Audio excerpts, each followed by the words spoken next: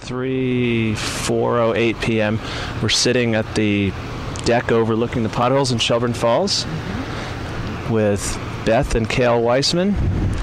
And maybe, Cale, you can start. I'll ask you to talk about just how you got into, because I remember you're saying that you started out not going to temple and then you kind of became interested. I'm really interested in that whole story. Well, we've always been Jewish at our own house where we celebrated Passover, but we never did it with other people other than my grandparents, where we'd have a Passover Seder, but I never went to Hebrew school or anything like that. And as the years came on, I became more and more interested in Judaism and things like that. So finally, for the few years, I was asking, when can I go to Hebrew school? And in 5th grade, they sent me, and I had a great time, and I learned as much as I could. In about 2 months, I could read almost as well as the students Hebrew, and I was just having a great time learning it. And after 2 years, I had my bar mitzvah, and that's how I sort of came into it. I assume that did you go to elementary school in Coleraine? No, I went to the Greenfield Center School. And where do you go to school now? I go to Mohawk. Are there Jewish kids in your elementary school or at Mohawk? Yeah, well, there's not a lot in Mohawk, but there were a lot of Jewish kids in my Greenfield Center School, my elementary school, that were going to Hebrew school, and they were also in my class, so that sort of encouraged me to do something with them. Yeah. And how about at Mohawk? There are not a lot of Jewish kids, but I kind of like that. I'm unique that way, and I had my bar mitzvah, and all of my friends were really interested in seeing something different about different cultures that happened around here, and they really liked that.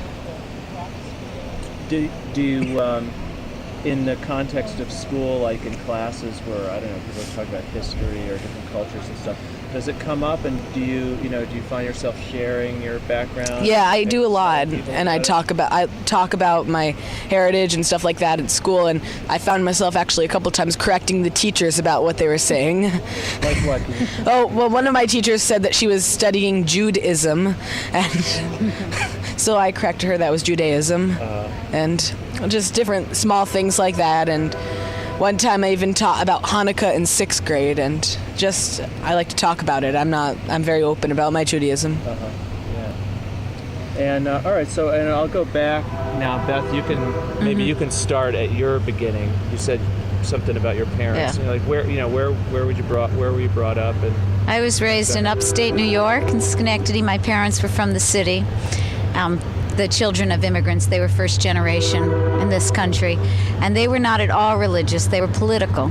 They were socialists. They were out to change the world, but they were very proud of being Jewish and very proud of the heritage that came with it.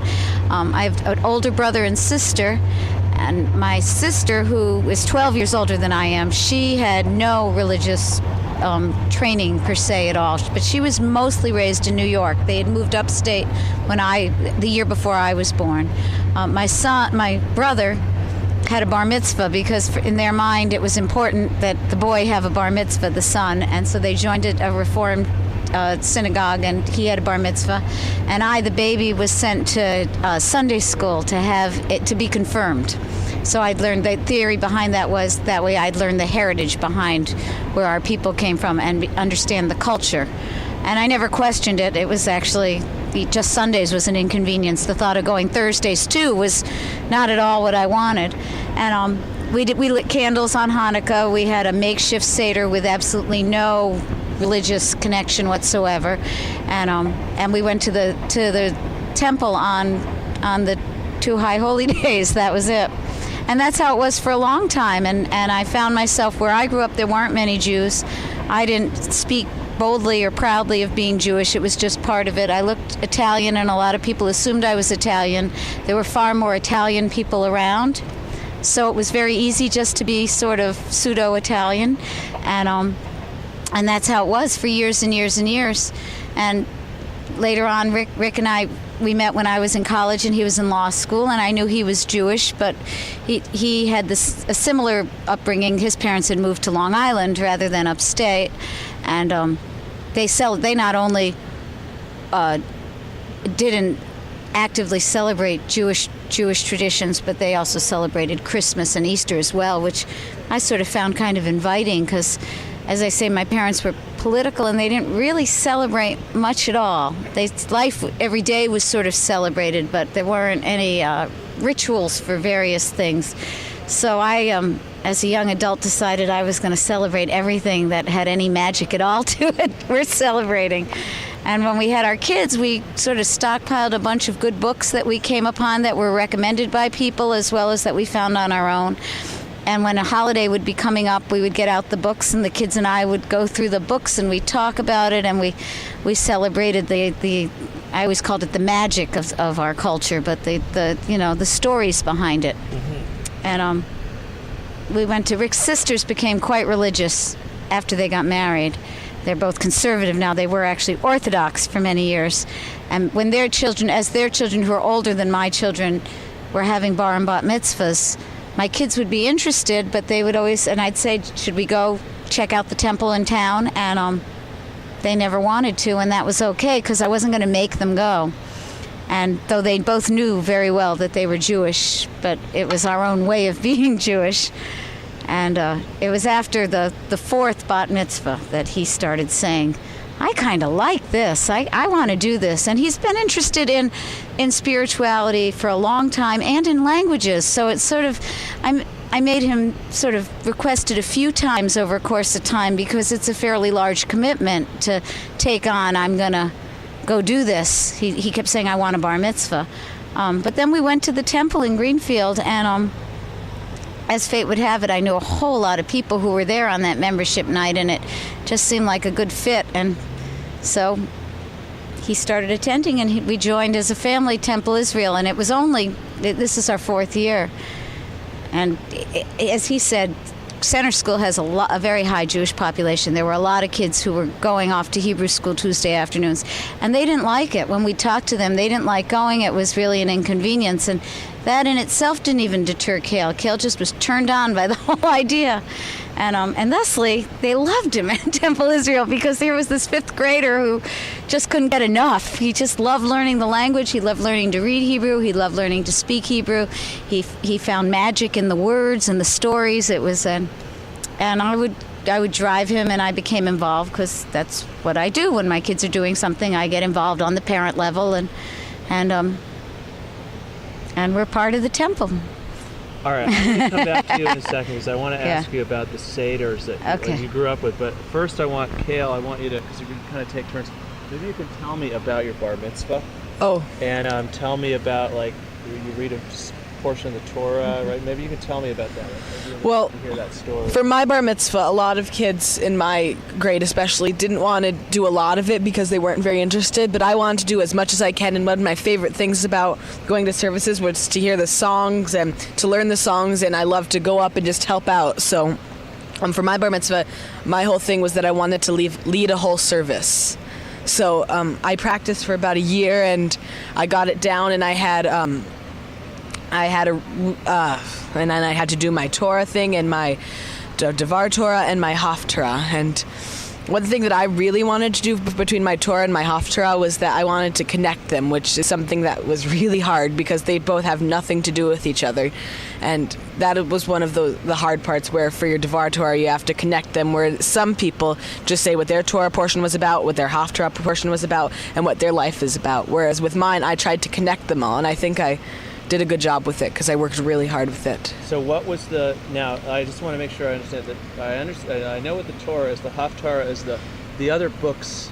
Yes. The books of the prophets. Yeah, it's the prophets talking commentary. And so what you were trying to do is connect up whatever your idea about the lesson in the Torah portion was to the other parts. So what was the Torah portion? I mean, you don't have to recite it to me, but I want to know, like, what was it about? What were you? Oh, what God. part of the God. The 5 books of Moses, right? Yes, it was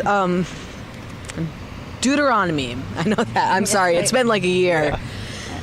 Oh gosh, I remember my Haftarah. Can I tell you that? Yeah. I really don't my Haftarah was just after the burning of the temples, and Isaiah was giving consoling words to the Israelites about how they can rebuild and what they should do after, so that they can rebuild their temple. And I forget my Torah portion. I'm sorry. Oh, don't worry about it. And you said that that one of the things that you do is you relate those portions to your own life Yes. in some way. So what, do you remember any of that? Yes, I related that. On my bar mitzvah, the week before was Tisha B'Av, which was this day when all of the bad things happened in Judaism, such as the burning of the temple, or what else happened? Like 2 burnings of the temple and all of these bad things. The Holocaust happened on that day, I remember, and lots of other things happened on Tisha B'Av. So my thing was, where is God when these things happen? And I related it to 9/11 and different things like that, saying, how can we fix this, and why isn't God fixing these things on this one day? And that was the main portion about where is God in our lives. Tell them where you ended up finding God in that.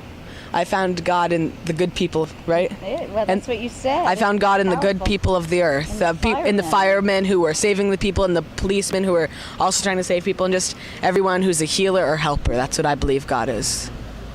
It's pretty cool. Yeah, that is, because it totally turns around this what could otherwise be just this awful thing and makes you see the power and goodness of it. And, he struggled with that. And he had tutors, through all this. And I have such limited knowledge. Like, I didn't even know that the Haftorah, I didn't know what books that came from.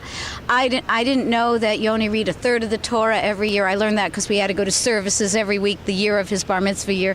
I learned a huge amount. And I didn't realize they weren't connected.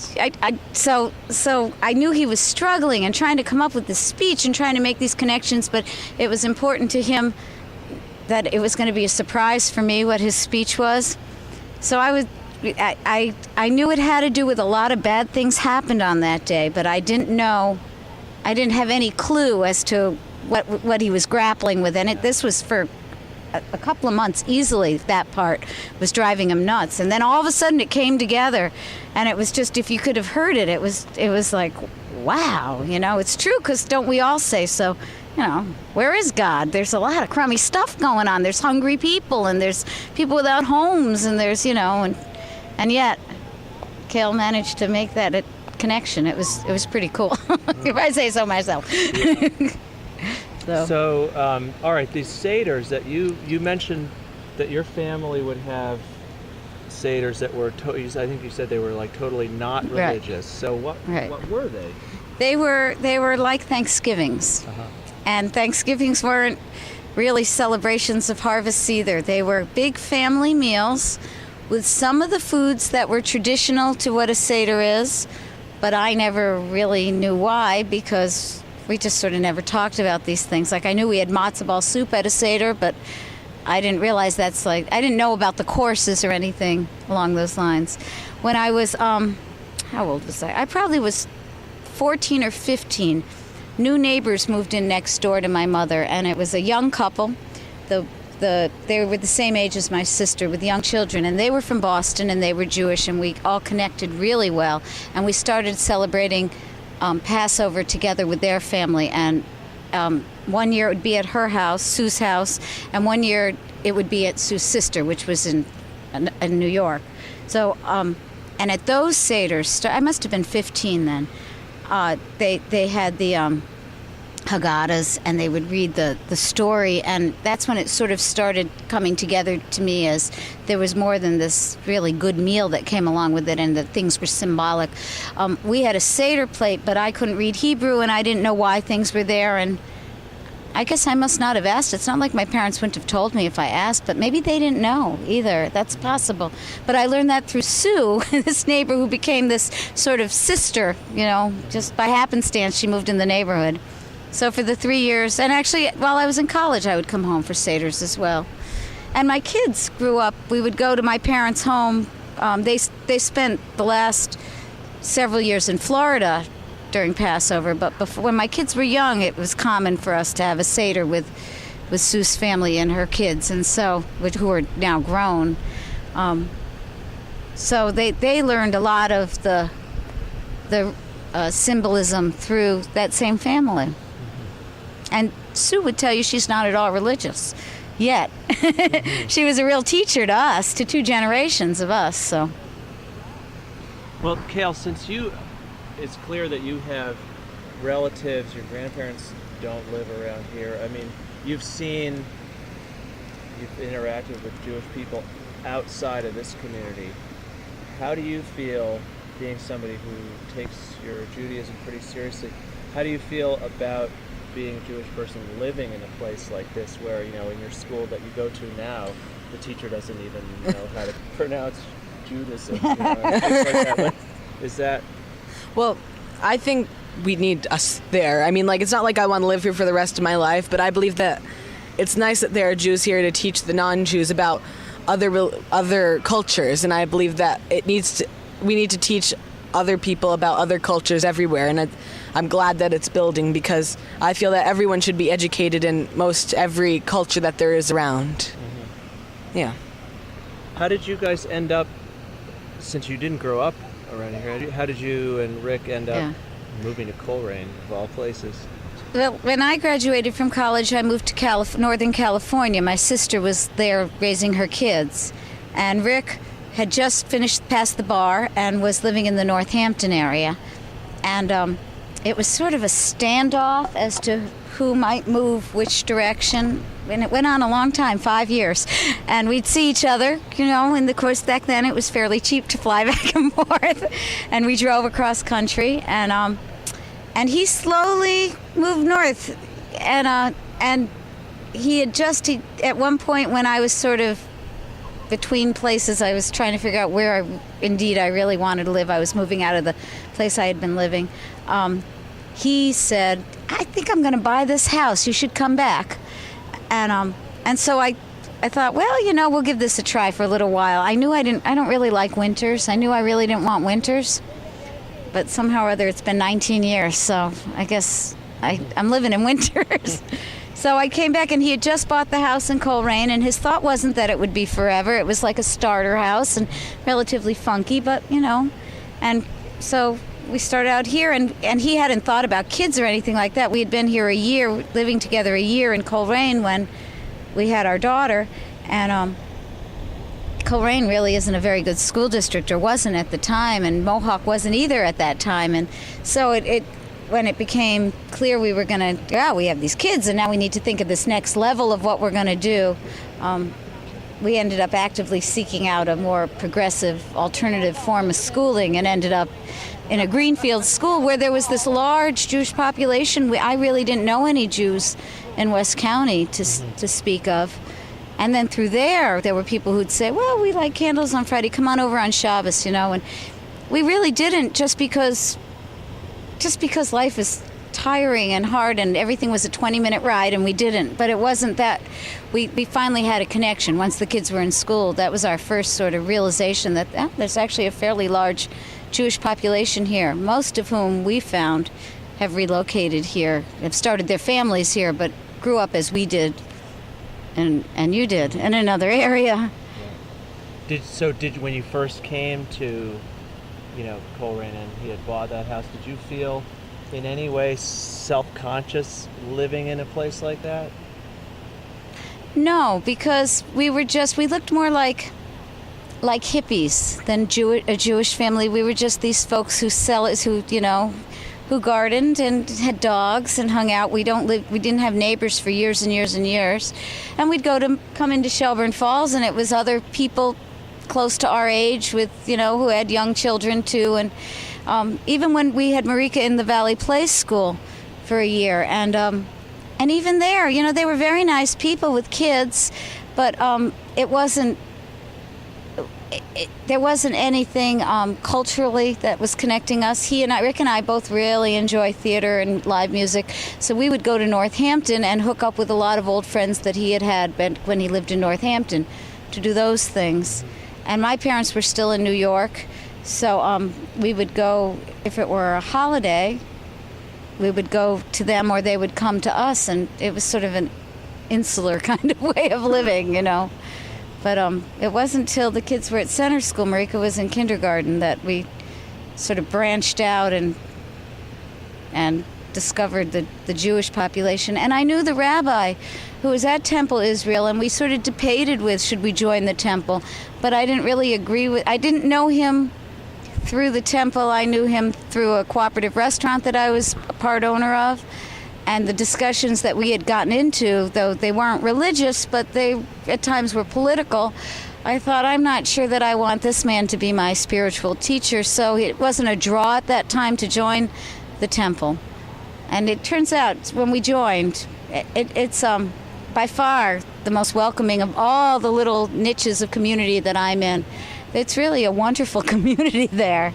It's like this kept the secret, you know. It's really very progressive and open-minded. It's pretty cool. Cale, you said something before about how, like you're happy enough to be living here now, but you don't see yourself staying here forever. So maybe you could talk about I believe it's a cycle, the living here. It does.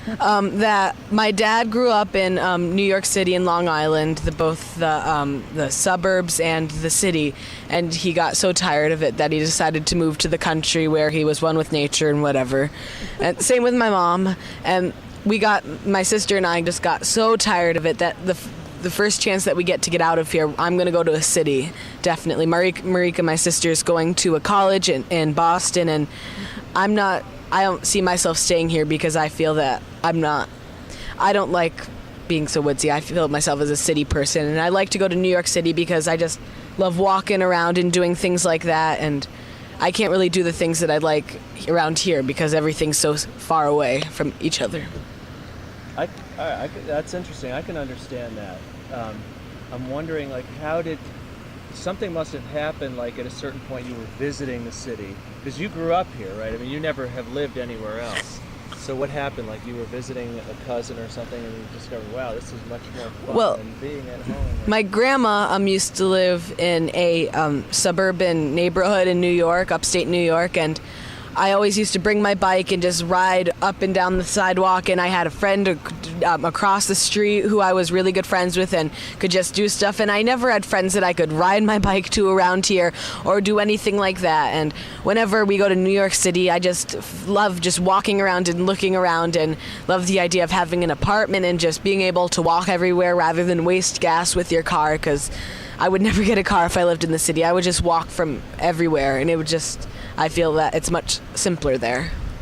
He's pretty well traveled. He spent a lot of time in San Francisco where his cousins live, and we go to Northampton really regularly, and not that that's a city, but it's, we'll walk around and its culture, and both my kids are very attracted to that.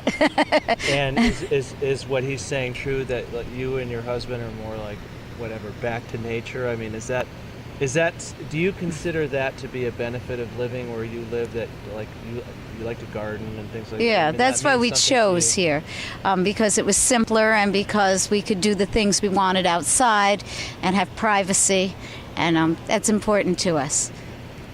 But we take our kids to cities a lot, more than most people we know, actually. It's quite common for us to go to New York, whether it be that we go to a friend's house in Connecticut and take a train in to do a museum for a Sunday afternoon, or get tickets to the theater, or see a Yankee game, we both appreciate the finer points of the city and have shared that with our kids a lot. So, but we're not ready to live in a city. We'll visit them, though. It'll be fun to visit them. Nice, yeah, it'll be great. My theory about the cycle is that when I'm done living in my city, my children will probably move to the country also. They'll love visiting my grandparents in Coleraine. Yeah, that's right. Well, I'll be on a tropical island by then. No more winters when I'm a grandma. So now, where you grew up in Schenectady, did you live? I mean, I've driven through there, so I have a picture. I mean, did you live downtown, or did you live outside of town? We started out right in the city, and then when I was in high school, they moved to the suburbs of the suburbs, and it was the slightly more affluent area that was just getting built up, and so it was actually Niskayuna, it was called, and it's sort of the Long Meadow of Springfield. How Long Meadow is to Springfield, that's what they did. I went to college in Springfield, and it was very much like Schenectady, actually. It was very much like home, and yeah, So it was more of a suburban kind Yeah. of environment. Yeah, we were both rural raised in the suburbs. Yeah. There was a backyard, but my parents didn't garden really. My mama started gardening, and as her children started gardening. So as we became adults, my sister, who as I said, was much older, she's a very big gardener. She moved to really rural California, where I had joined her for 5 years, or that community. And that was really, it was an hour to town there. And, you went food shopping once a week. We lived on a river and just, we homesteaded. That's what we did. Where in California was this? In Northern California, I mean, like Humboldt what? County. Oh, okay. Yeah. So, I lived on a ridge that was divided up into 40-acre subdivisions, and, it was all young couples who had just, were leaving LA or New York and ending up there and trying to make a living farming or something. Was this like sometime in the 70s? Yeah, it was in the mid-70s. Uh-huh. So. And Rick loved it. He would come visit. He loved it there, but he really likes the seasons. So here we are. There you have one wet. Yeah, exactly. One It wet. rains. It either rains lightly or it rains really hard. It angles at you coming in through the walls. But the summers are beautiful. There's no humidity. So, you stand in the shade, you cool down. And you stand in the sun and you're warm. And as I say, we lived on a river. We had our own private swimming hole, and it was clean. Salmon ran and spawned right there. And I mean, it was pretty special there Now, too. is your sister still in that area? She ended up moving to the Sacramento area.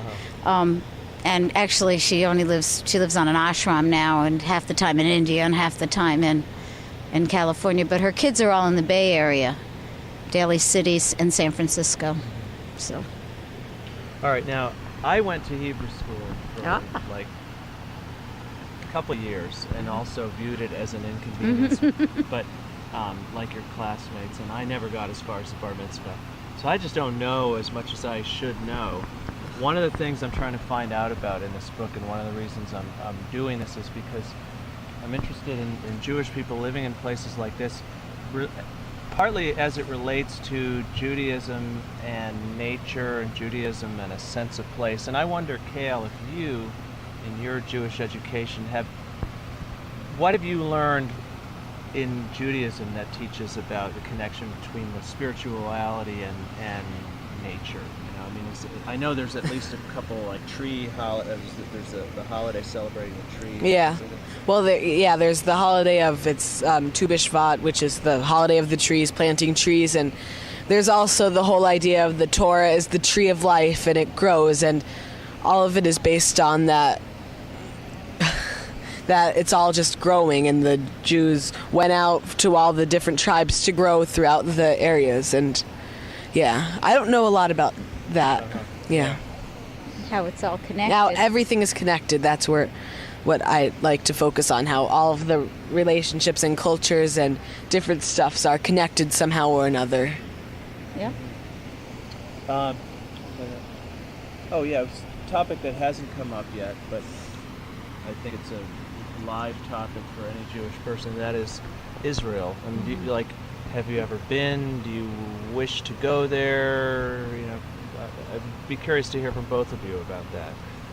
Well, that's been a very hot topic in our house this year, because I'm sort of exploring Hadassah this year because of the women who I've met who are very involved in Hadassah. And I did know they did very good medical work, and they take care of people who are injured, and certainly Israel's war-torn forever and always, it seems. But I myself have no desire to go to Israel ever. I've never been. I have a problem with a country that sees itself as only one group of people can live here and be considered and have, true residents of this land. The others would be a second class, a lower class of resident. To me, that's a real problem. So, and I understand the idea that the Jews have been certainly, oppressed forever, and I understand the idea of this place that's all theirs, but by making it all theirs, to me, you're oppressing others, and it's continuing the cycle. And so, for me, I have no desire. Both my sister-in-laws when they graduated from college, went to Israel and lived on kibbutzes, and their children have done that, and I like to talk to them about it and hear about it. It sounds like a lovely place to see the land and just the way of life there. But I have a real problem with the idea that only Jews should live, that Israelis believe only Israelis should live there. And so to me, that's reason enough not to go. It's kind of like not really wanting to go down south to see segregation back when, because even though I know it's there, but I'd rather try to work where I am to try to change things than go and buy into it. Mm-hmm. However... I'll hear from Cale in a second.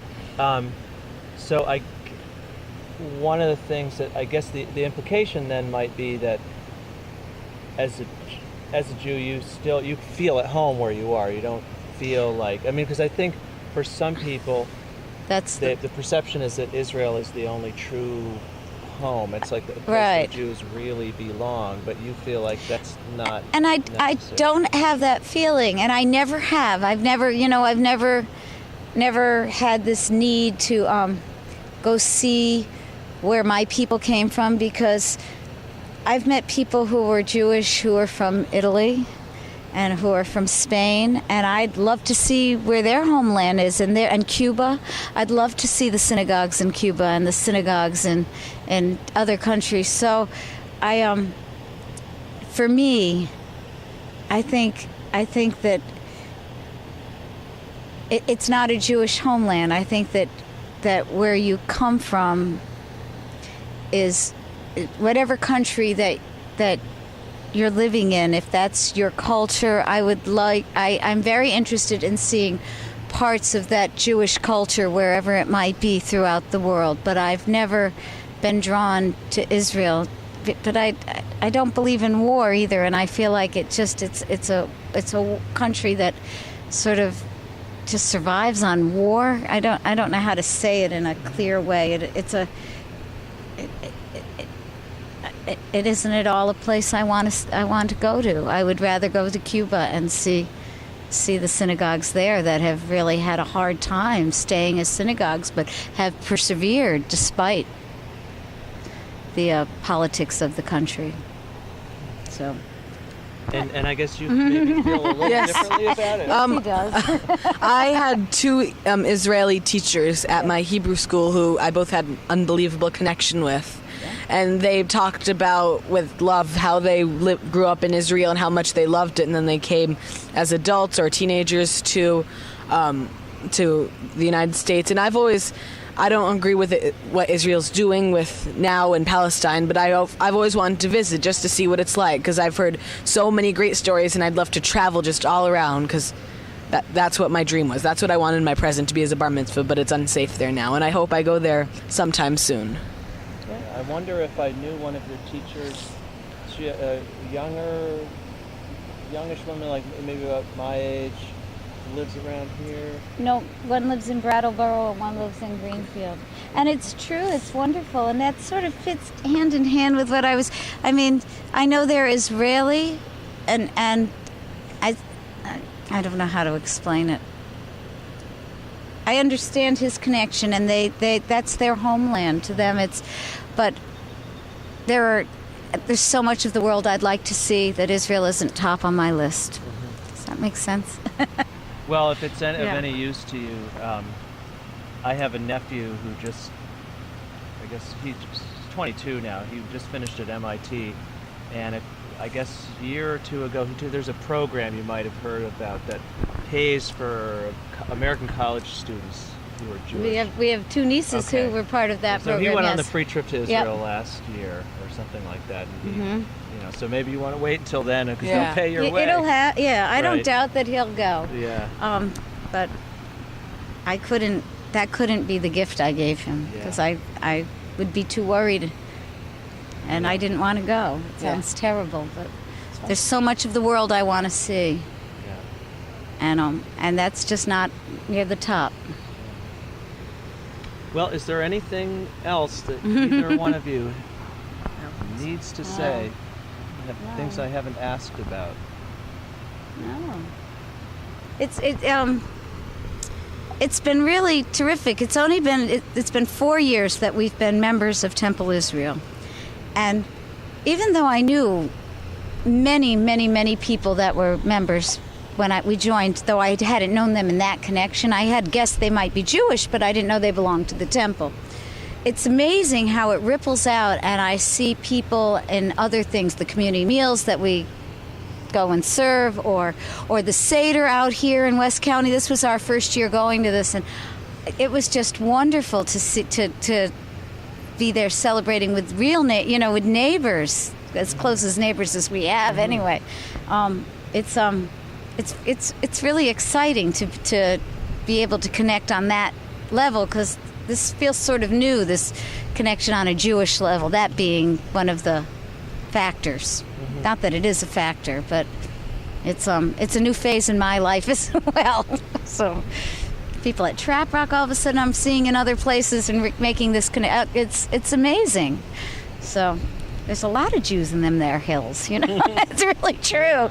Rick and I are really bad, it's like, wow, I didn't know. So well, thank you you very bet. much. Thank you. Yeah.